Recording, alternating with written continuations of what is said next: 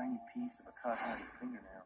Matching an unknown to an unknown like that doesn't tell us much. If we process all of our evidence as thoroughly as we can, seems like we might have a test or two to run.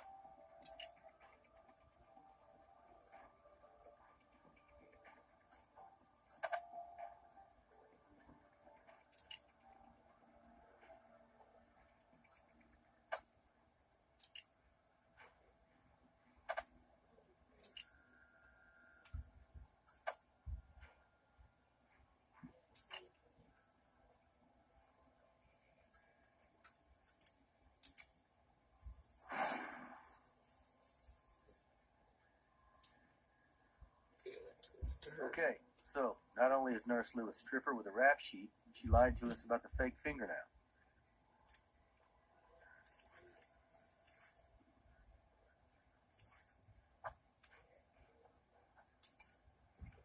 Let's go talk to her.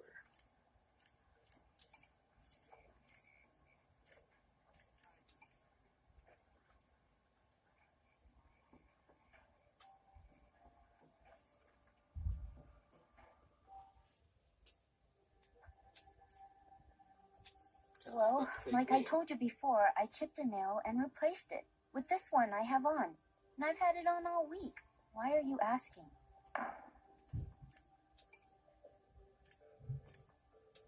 Pauline, we found your DNA on a cosmetic fingernail. That's right. You know what? When I first broke my nail, I put on a different replacement. But I didn't apply it right, so then I put this one on. In fact, I didn't even put this one on. The woman who does my nails did. But I don't see why any of this matters, because that was all like a week ago.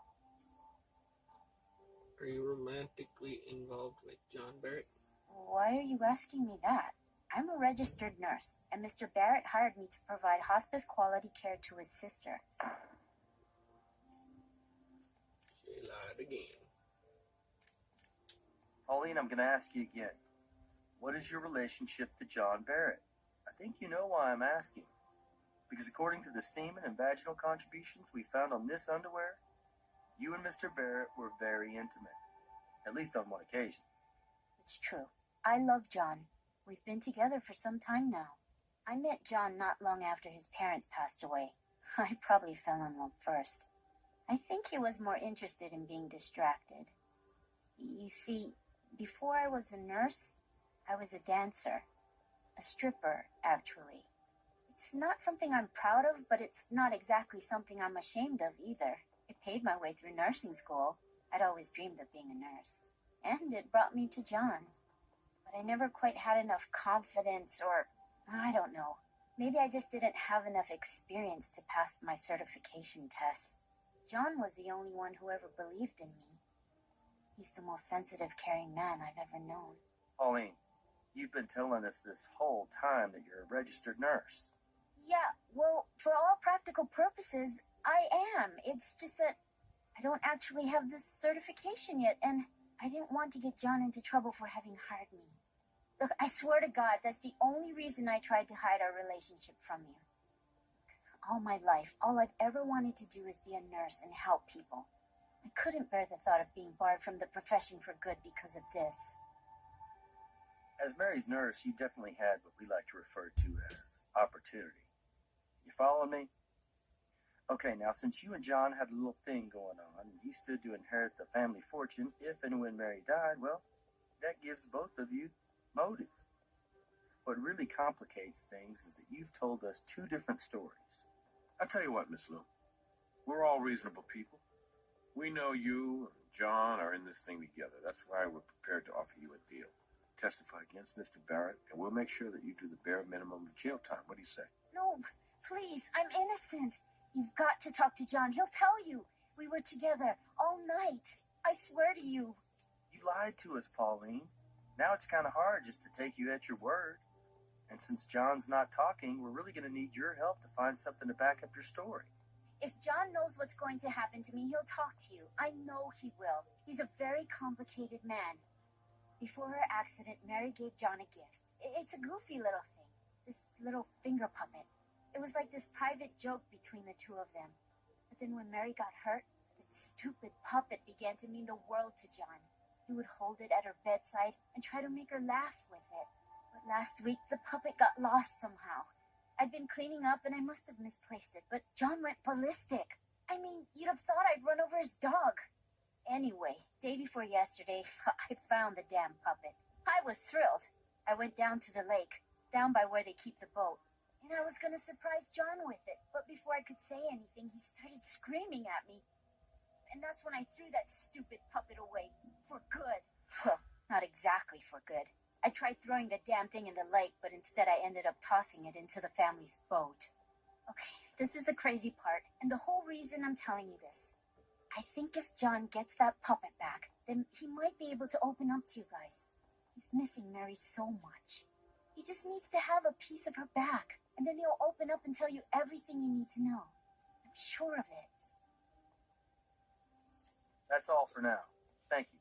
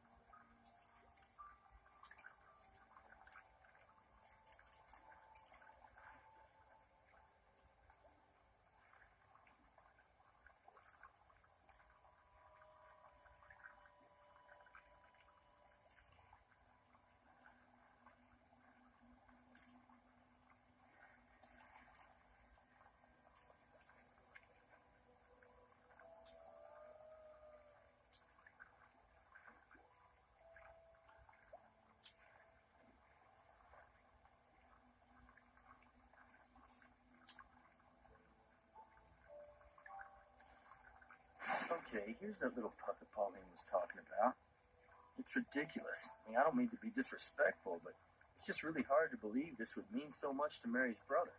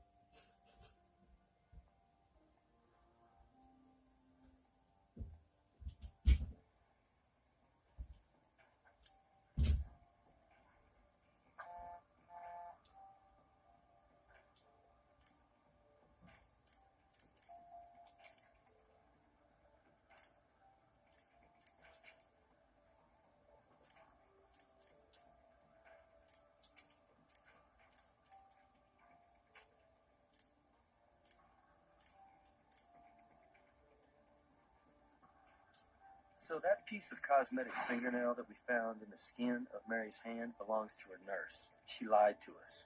I wish I could say I was surprised.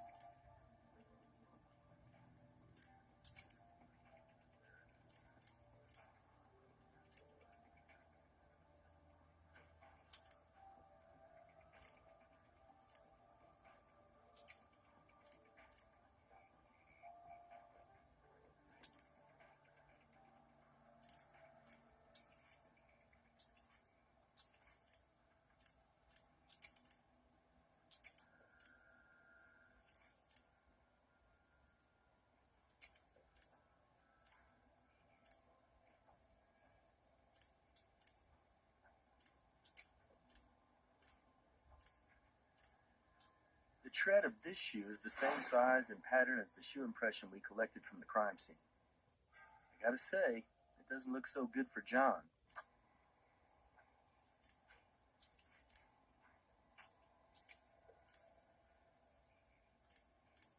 The tread of this shoe is the same size and pattern as the shoe impression we collected from the crime scene. I gotta say, it doesn't look so good for John.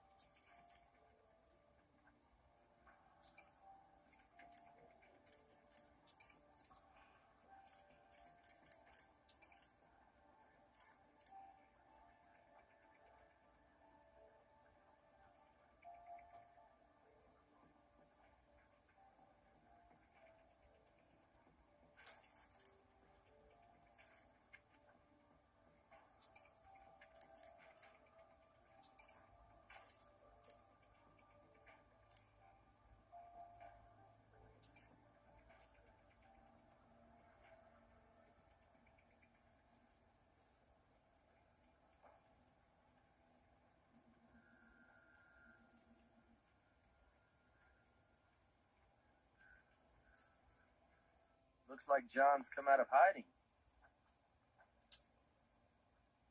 Oh, God. Where did you get this? We understand it has a lot of sentimental value for you. It does. It may seem silly to you, but it means a lot to me. Thanks. This finger puppet, this dumb, ugly little finger puppet, is proof I killed my sister. She gave it to me just before the accident. And then afterwards, I'd put it on her finger. She'd make me laugh. It disappeared a week ago, right after I made Mary promise me she'd keep living. For me. Because I could tell, in her eyes, she wanted to give up. She was tired.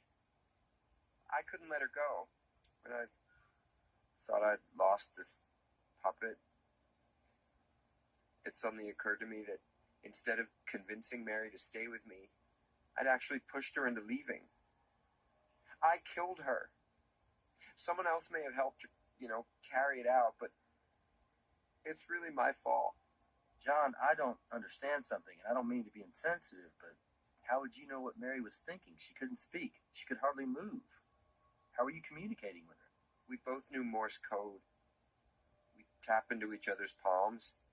It's almost like how Helen Keller used to communicate. Mary knew Morse code. Yeah. For laughs, she'd tap out the things that bothered her on the regulator button, because she knew it would cut off after a certain point.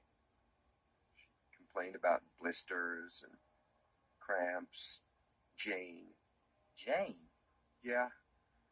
Mary told me every Sunday at some point she'd get so bored when Jane came over that she'd spell her name out with the regulator button. It's like the finger puppet. Stupid, but funny. I really miss her.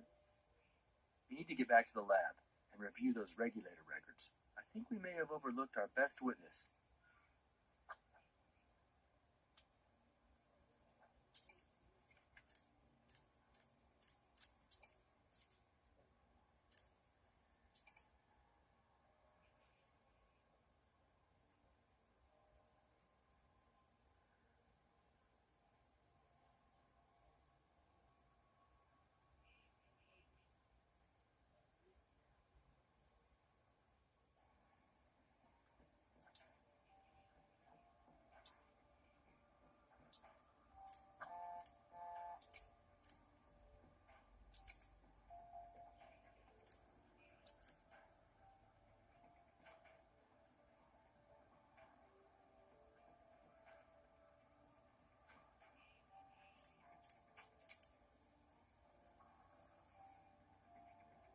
So here's what's bugging me.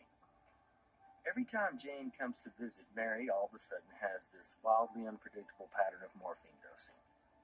And I just couldn't put my finger on what was gnawing at me. What could Mary possibly be thinking? And then it hit me.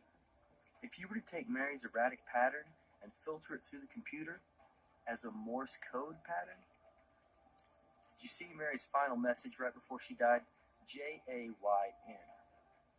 You know, Morse code has been in use for over 160 years. It only ceased to be an international standard for maritime communication in 1999. And for some reason, I remember when the French Navy ceased using Morse code in 97. The final message transmitted was, "Calling all. This is our last cry for our eternal silence." Let's go talk to Brass.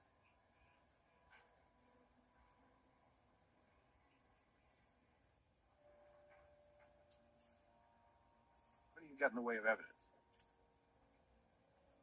I mean, this isn't exactly a smoking gun. Jane Barrett may have had opportunity, but as far as we can tell, she hasn't got a motive. Now, our little John and Nurse Lou, they have motive. I'll see what I can do, but now that John's more willing to cooperate, why don't we talk to him and see if he lets something slip?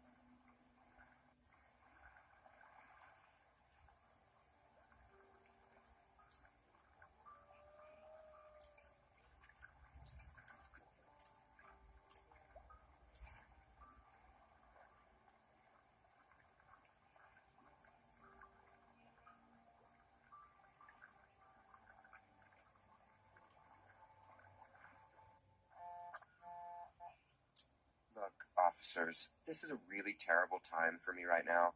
I'm sorry for lashing out at you. I realize you're just doing your job. I lied to you about one thing. If someone did this to Mary, I want to know who. I'll help you. In any way I can. Ask me whatever questions you need. Can you tell us more about Mary and Mars? I could talk about Mary all day if you wanted me to. Did Mary know about Nurse Lou? Pauline wasn't actually a registered nurse? Yeah, Mary knew. She didn't have a problem with it. She liked Pauline a lot. She also knew how I felt about her. I think Mary probably thought I could do better than an ex-stripper, but she was happy that I was happy.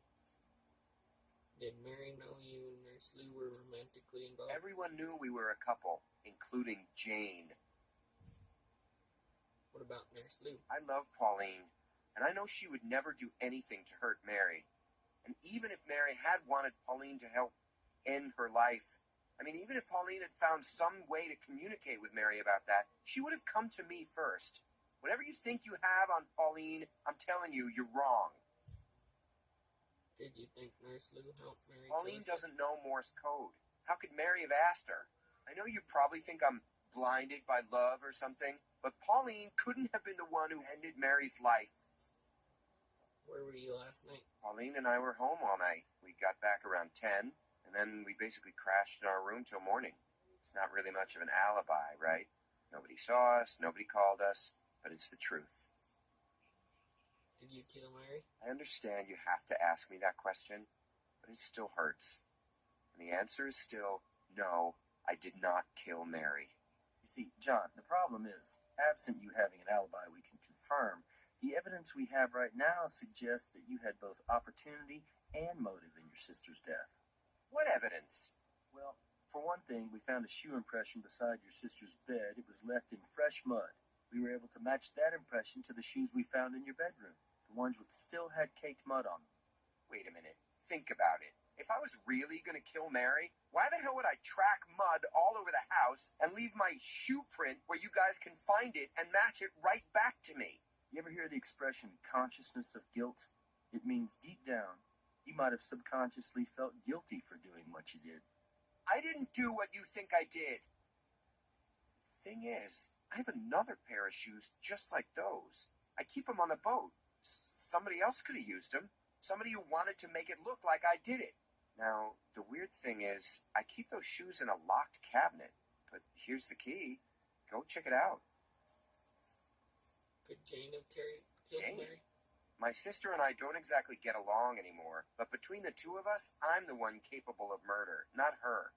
Jane didn't like Mary. She didn't trust her. But then after the accident, Jane tried really hard to make things right between them. Did Jane visit Charlotte last night? No. Pauline and I were there all day. We never saw her. Do you lock the front door? No, we don't. I mean, I guess it's possible Jane could have come in without us seeing her. Anything's possible, right? Thank you for your help.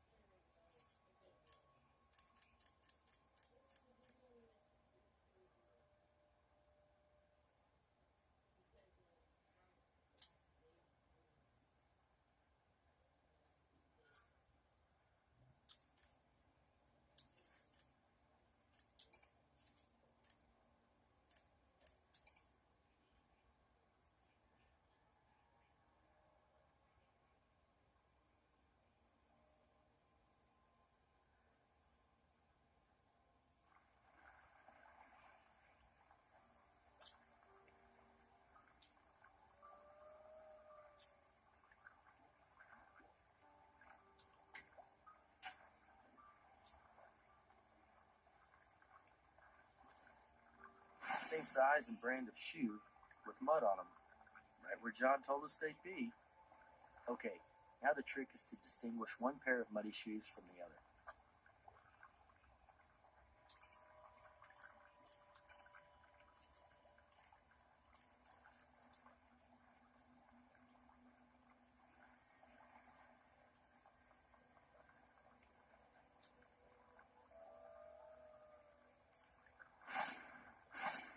Good catch.